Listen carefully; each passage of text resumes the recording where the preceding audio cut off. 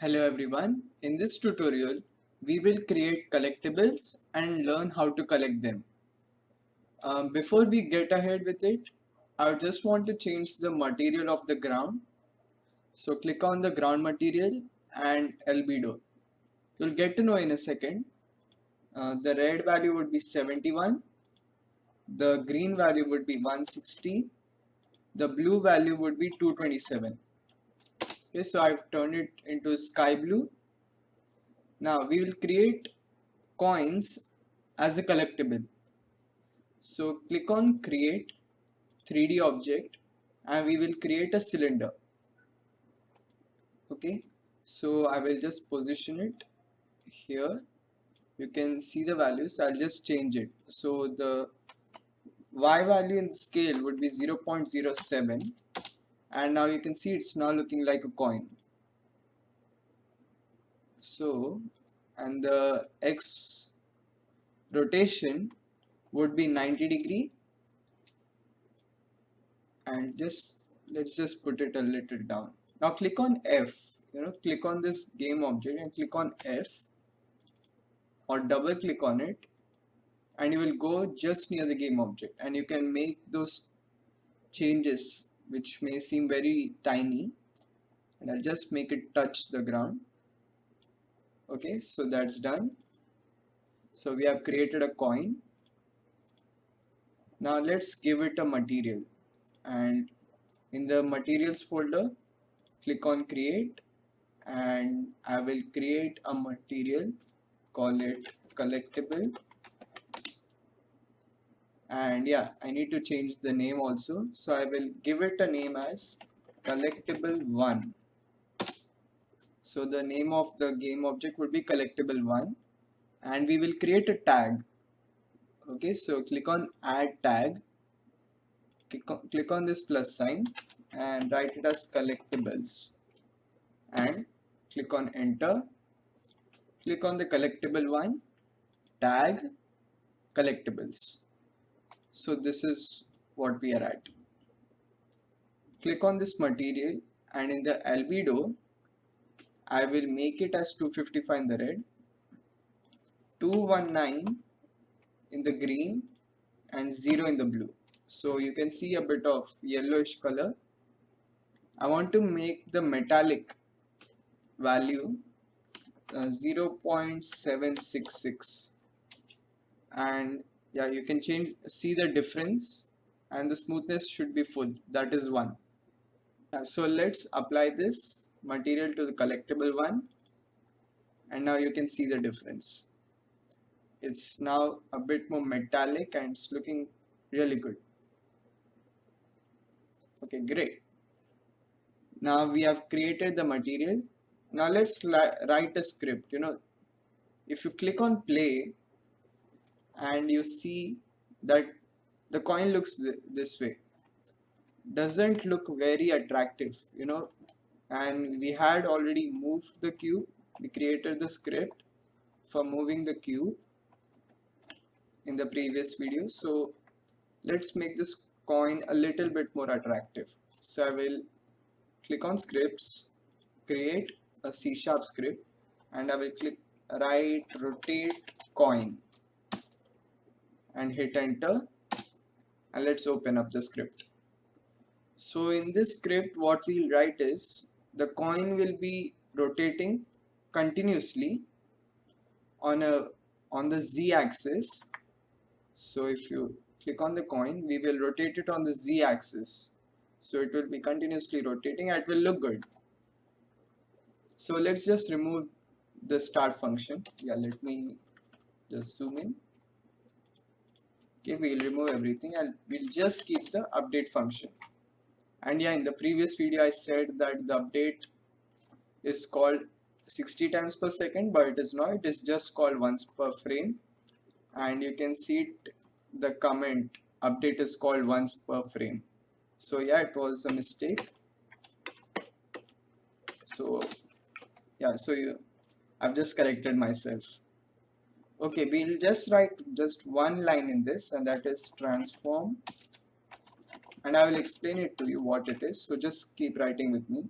transform.rotate new vector 3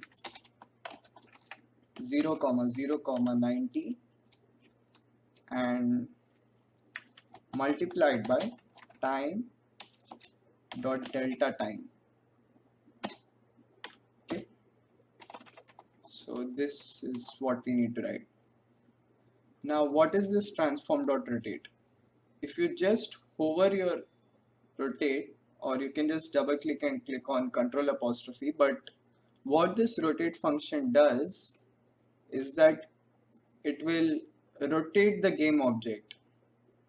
And what is this transform? The transform, now I have this script. Okay, let's just put the script onto the coin. Yep. And just click on save all. Okay, I've already clicked on it. Okay, now put the script onto the collectible.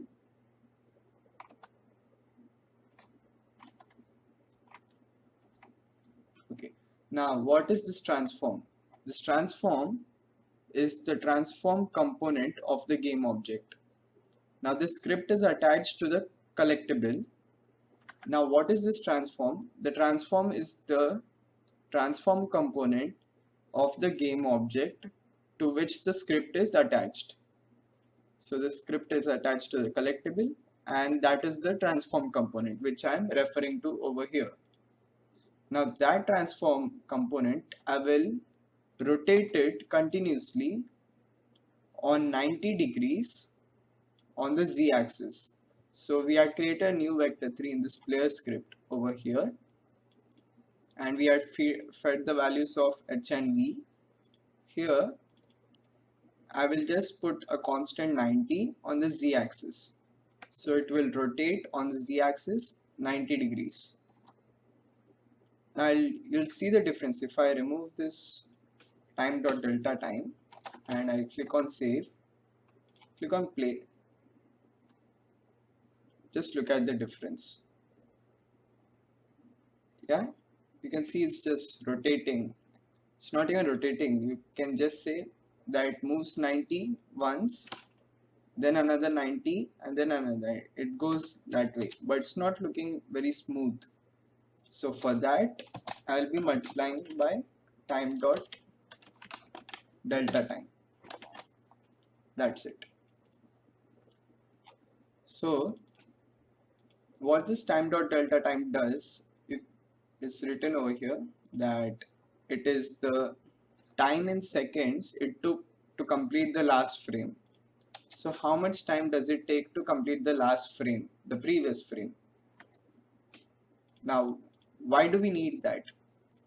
Now a frame, we can perceive it properly if it is going properly. What I mean is a frame in a proper time second, like when we see a movie, it is going at normally at 24 fps. So in a second we are seeing 24 frames of a movie. That is why we can see the shots clearly. But if it had been like 1 fps, then it would be like we are seeing each and every frame, and it would make the film boring. Same over here. To provide continuity to some actions, like for rotate, we multiply a value with time dot delta time. That's the simple definition I can give.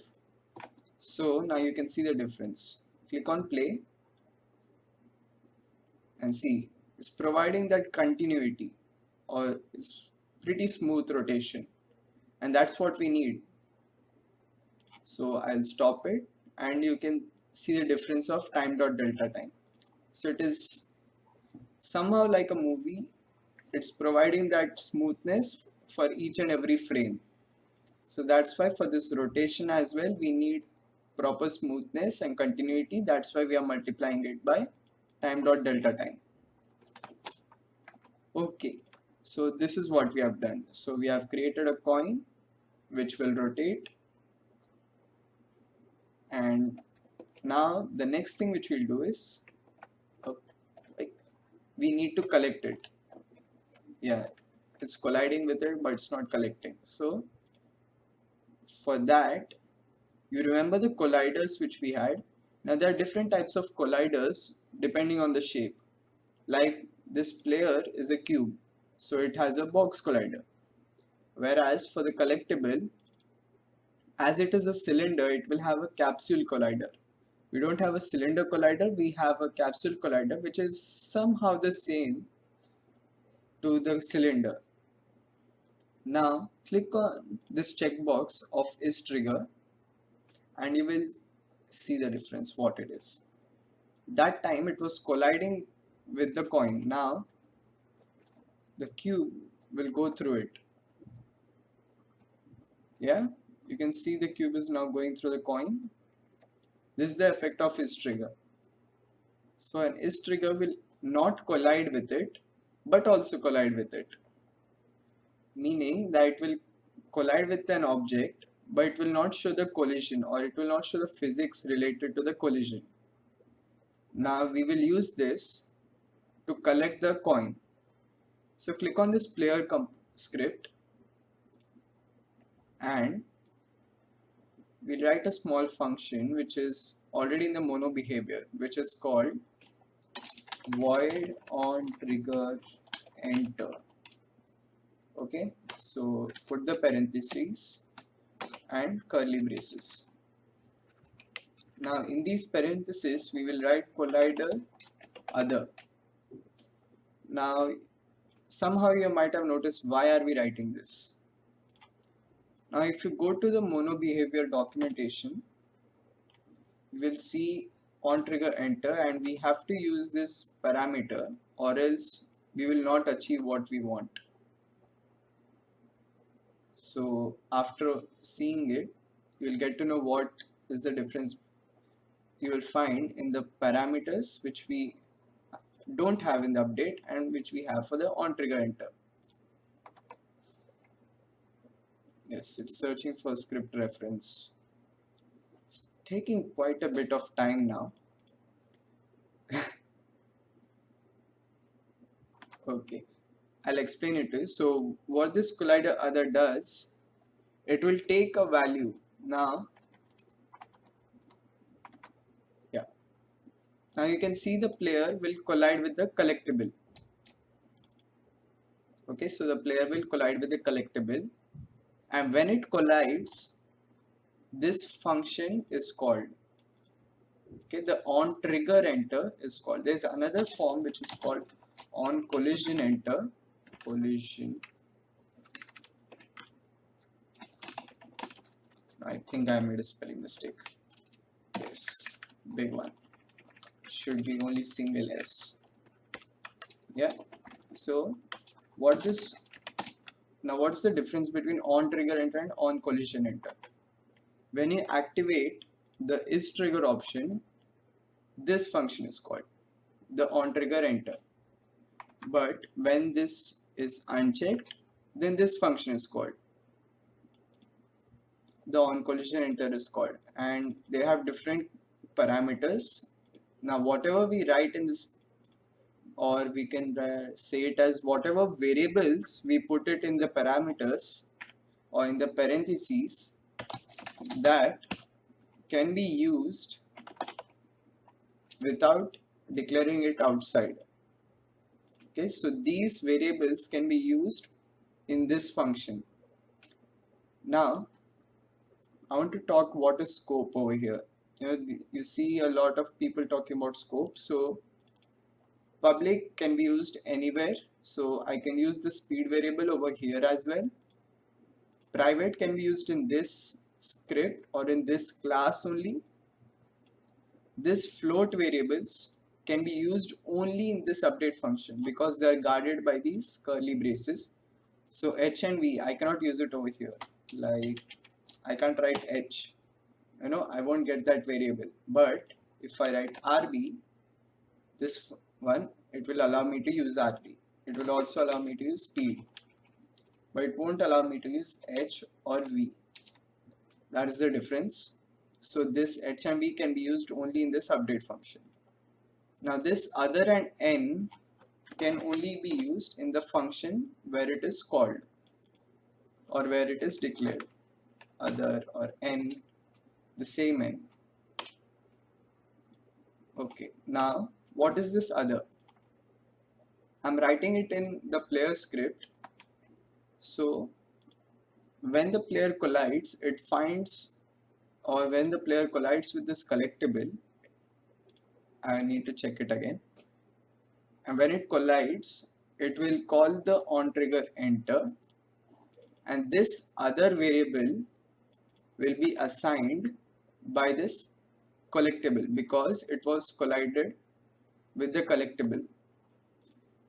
So we need not declare an other variable or something like that.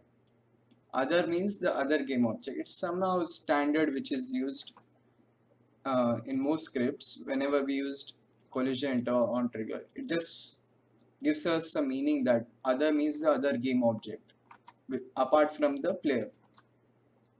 Okay, so what I'll write is if other dot transform dot tag is equal to collectibles. Yeah, now what the statement means, and put the curly braces. So I hope you got it what I wanted to say in this. So Ontriggerenter, when the player enters into the collectible which is checked with this is trigger sign, then this function is called, and that other variable is assigned this game object which is the collectible. Now the collectible, its transform component, okay, so we had used the transform component over here. Okay, so this was just for the coin, it is declaring itself. Now this coin had its transform component. Okay, so I had called it directly, but here if I just write transform, then it would mean that it is the player's transform, not the coins. Okay, so I need to write it as other dot transform dot tag. So this tag, okay, so it's related to the transform, this tag collectibles. If it is equal to, now just look at this double equal, okay, collectibles, okay, the same, it is case sensitive, so be careful, exactly the same as it is written in the tag name. If it is equal, then perform something. So this if condition does that. Okay, so if the tag of the coin is collectibles, then do something. And what we do is other dot game object dot set active false. Okay, yes, finally it has come. Okay, now click on mono behavior and just go down to Ontriggerenter. Okay, it's already there. There are two types, Ontriggerenter and Ontrigger2D, and this asks for a collider. We need to compulsorily mention a collider if we are using triggers, Ontriggerenter, and collision if we are using OnCollisionEnter. So see, it's the same thing what I have written. Now destroy means it will remove the game object from the scene, and we need to do that. But now there are two ways you can write as destroy other dot game object. Now I'll explain you what these two lines mean. Other dot game object, let me go back to Unity. Now other is the collectible, its game object, okay, the game object itself, the whole thing. Set active, this is a function which will tell whether the game object should be visible or not. Okay, I'm controlling this checkbox now. Now I want it to be false, so it will be out of the scene, so it won't be visible. But what this destroy function does, it will remove this collectible game object for a while. Now if I use destroy, it will be removed from the scene itself. Now why am I using this one over the destroy function? Destroy function if we use a lot of times, then the game may become a little slow, because it is a bit costly to remove a game object from a scene. But setting it active or not is much more easier than the destroy. So your game may become slow if you use destroy. So that's why I'm using other.gameObject.setActive. And one more disadvantage of destroy is you may lose your game object permanently as well in very rare cases. Okay, so it's better to use other.gameObject.setActive, which is false. So this becomes false. That's it. Now we'll remove this function because we don't require onCollisionEnter. And if you see, the same thing is sent to the trigger collider and the rigid body, or if it does not have a rigid body, touches the trigger.